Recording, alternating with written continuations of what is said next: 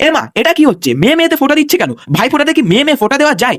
চলো গল্পটাই পুরো বলি। রাস্তা ডাকে মন যায় ছুটে, আমি ভবঘুরে গল্প বলি প্রতিটা মুহূর্ত। আমার ভবঘুরে বণিক চ্যানেলে আপনাকে স্বাগতম।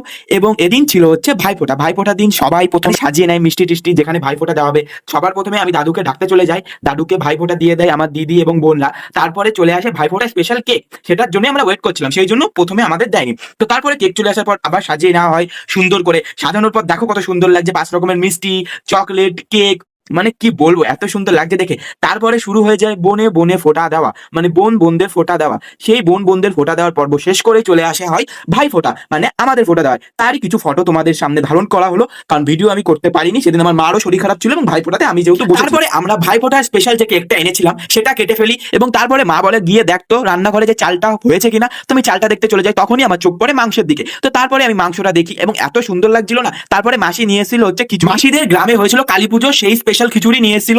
তো তারপরে ফ্রাইড রাইস, চিকেন সব দেখে টেকে আমি চলে যাই এবং সকালে ব্রেকফাস্ট করে ফেলি হচ্ছে পরোটা এবং ঘুগনি দিয়ে। তারপরে আমাদের বাড়ির মেইন মানুষ মানে আমাদের দিদা চলে আসে এবং আমাদের 2 ভাইকে ভাইফোঁটা দিয়ে দেয়। আমার কাছে আমার বোন দিদি বলতে আমার 2 বোন এবং একটা দিদি, এবং ভাইও হচ্ছে আমার কাছে 2টো ভাই এবং আমি, মানে আমরা 3 জন। তারপরে আমরা খেতে বসে যাই। আজকে খাবারের মেনু ছিল হচ্ছে ফ্রাইড রাইস এবং লাল লাল ঝাল ঝাল চিকেন।